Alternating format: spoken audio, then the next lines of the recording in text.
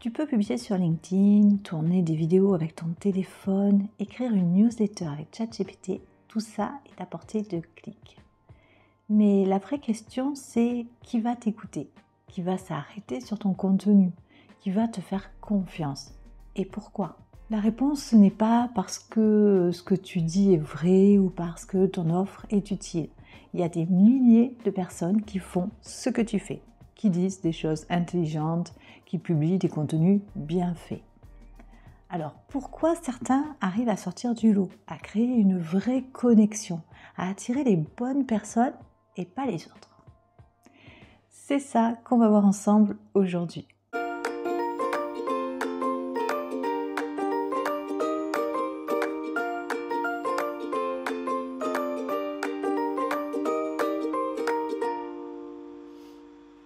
Je vais te montrer comment créer une marque personnelle qui a du fond, qui ne repose pas sur du vent et surtout qui va t'aider à construire des opportunités alignées avec qui tu es. Et à la fin de cette vidéo, je te proposerai une ressource introspective essentielle que tu pourras utiliser pour savoir si tes choix de vie sont vraiment guidés par tes valeurs profondes. Tu peux la récupérer gratuitement, je t'en dis plus dans quelques minutes. Et donc aujourd'hui, on va parler du personal branding. Et on va parler du vrai personal branding, pas d'une simple façade. Pas celui qui t'oblige à faire semblant, à te survendre, à devenir une caricature de toi-même sur les réseaux. Une marque personnelle construite sur qui tu es, pas sur ce que tu veux paraître. Parce que c'est ça la clé. Construire une marque personnelle, c'est créer un lien qui est clair entre ton identité profonde et ta manière d'être perçue dans le monde professionnel. Et aujourd'hui, à l'ère de l'IA, de la surproduction de contenu, de la standardisation, tu ne peux plus te contenter d'être bon techniquement. Tu dois être reconnaissable et singulier ou singulière. Et pour ça, tu dois construire une marque cohérente, à la fois dans le fond et dans la forme. Alors concrètement, on va voir comment faire et je vais te guider pas à pas. Créer une marque personnelle forte, ça repose sur 4 piliers. Le premier, c'est te connaître toi-même. Le second, formuler un positionnement clair et différenciant. Le troisième, raconter ton histoire de manière authentique et impactante. Et le dernier, construire une présence cohérente sur tes canaux clés. Commençons par le premier pilier, donc la connaissance de soi. Tu ne peux pas construire une marque solide sur une identité qui est floue. Et pourtant, c'est ce que font la majorité des gens. Ils copient des modèles, ils reprennent des mots à la mode, ils s'adaptent aux attentes qu'ils perçoivent. Mais au fond, ils ne savent pas vraiment ce qu'ils veulent transmettre. C'est pour ça qu'ils s'épuisent. Parce qu'ils ne partent pas de leurs valeurs personnelles. Et ça, c'est fondamental. Tes valeurs, c'est ton socle, ton point d'ancrage, ta boussole. C'est ce qui te permet de faire des choix alignés, d'attirer des opportunités cohérentes, de dire non sans culpabilité. C'est ce qui te donne de la densité à ton positionnement, de la sincérité à ton message, de la stabilité à ton image. Dans The Value Factor, John DeMartini explique très bien ça. Tant que tu vis selon les priorités des autres, tu t'épuises. Tu vis une vie de frustration, mais dès que tu te réalignes sur tes valeurs profondes, tout devient plus simple, plus fluide. Tu deviens magnétique parce que tu es toi-même, sans effort. Alors pose-toi cette question. Quelles sont les 3 à 5 valeurs qui guident vraiment mes choix? Pas celles que tu trouves belles, celles qui te font réagir, qui te donnent de l'énergie, qui traversent toute ton histoire. Et ça, tu peux le faire grâce à des exercices d'introspection, en observant tes décisions spontanées, en explorant les moments forts de ton parcours, en analysant ce que tu protèges, ce que tu refuses de sacrifier, ce que tu poursuis depuis toujours. Ce n'est pas un exercice de marketing, c'est un exercice d'alignement. Et c'est ce que je t'aiderai à débuter avec le test introspectif dont je te parlerai plus loin dans la vidéo. On passe maintenant au deuxième pilier, le positionnement. Une marque personnelle n'est pas juste une identité floue ou une étiquette vague. C'est un choix clair et précis. Et c'est là que beaucoup de gens hésitent. Ils veulent rester ouverts, polyvalents, multipotentiels. Mais une marque forte, c'est une marque claire. Karen Kang, dans Branding Pays, le dit très bien. Le positionnement, c'est ce qui te permet de te rendre lisible et crédible. C'est ton angle, ton territoire, ce que tu proposes, pour qui et pourquoi, toi plutôt qu'un autre. C'est ce que tu dis quand on te demande « tu fais quoi exactement ?» Et c'est ce que les autres disent de toi quand tu n'es pas dans la pièce. Pour le clarifier, tu dois travailler 3 éléments. Le premier, le problème que tu aides à résoudre. Le deuxième, ta valeur ajoutée spécifique.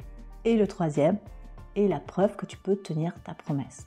Par exemple, j'aide les freelances à structurer une offre claire et premium en partant de leurs compétences, mais aussi de leur histoire. Ensemble, on construit une stratégie simple pour vendre sans démarcher grâce à une communication positionnée et alignée. Je suis moi-même passée par là et j'ai accompagné plus de 80 pros à retrouver du sens, de la stabilité et des clients engagés. Tu vois, c'est clair, c'est ciblé, c'est utile. Tu peux affiner ça avec des outils comme la carte de positionnement, les personas ou les messages clés. Ce sont des choses que tu peux travailler progressivement. Mais ce qui compte, c'est que tu oses te situer, même si c'est imparfait, même si ça évolue. Parce qu'une marque floue ne peut pas convaincre. On en vient maintenant au 3e pilier d'une marque personnelle solide, le récit. Ton histoire n'est pas un détail, ce n'est pas juste une anecdote à placer dans une bio ou à raconter en début de conférence. Ton histoire, c'est le lien entre ce que tu vis et ce que tu proposes. C'est ce qui permet aux gens de comprendre pourquoi tu fais ce que tu fais et surtout de s'attacher à toi. Dans You Are the Brand, Mike Kim explique que les personnes qui inspirent, qui fidélisent, qui créent une vraie communauté autour d'elles sont celles qui assument leur chemin, qui osent raconter leur hésitation, leur déclic, leur moment de bascule. Parce que c'est là que la connexion humaine, elle se crée. Une marque personnelle sans histoire, c'est comme un livre sans intrigue. On peut comprendre l'idée, mais on s'y attache pas, on ne la retient pas. Donc, si tu veux vraiment faire une différence, eh bien, tu dois identifier les moments clés de ton parcours, le fil rouge, les valeurs qui traversent tout ça, les prises de conscience que tu as faites, les apprentissages qui te rendent légitime pour accompagner les autres aujourd'hui. Il ne s'agit pas de tout raconter, il s'agit de choisir ce qui a du sens, ce qui explique ton pourquoi, ce qui montre que ce que tu proposes, tu l'as d'abord traversé toi-même. Et si tu penses ne pas avoir d'histoire intéressante, détrompe-toi. Tu n'as pas besoin d'avoir vécu un drame ou une success story hollywoodienne. Ce que tu dois chercher, ce sont les émotions vraies, les tournants, les contradictions, les moments où tu as changé de regard sur toi ou sur le monde. C'est là que se trouve la matière brute de ton récit. Et plus tu assumes ça, plus tu oses le partager avec justesse, plus tu deviens crédible.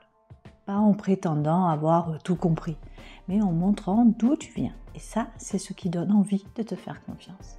On enchaîne avec le dernier pilier, ta visibilité cohérente. Une fois que tu as clarifié tes valeurs, ton positionnement et ton histoire, il te reste à rendre tout ça visible et cohérent dans ta communication. Pas besoin d'être partout, pas besoin de publier tous les jours, mais tu dois créer des points de contact alignés.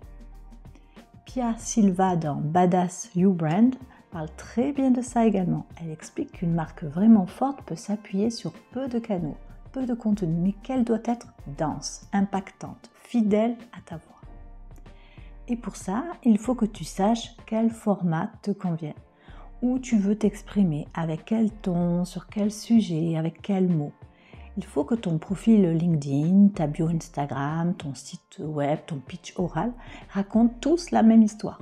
Pas avec les mêmes phrases, mais avec la même intention et le même message central. C'est ce qu'on appelle la cohérence de marque. Ce n'est pas de la rigidité, c'est de la clarté.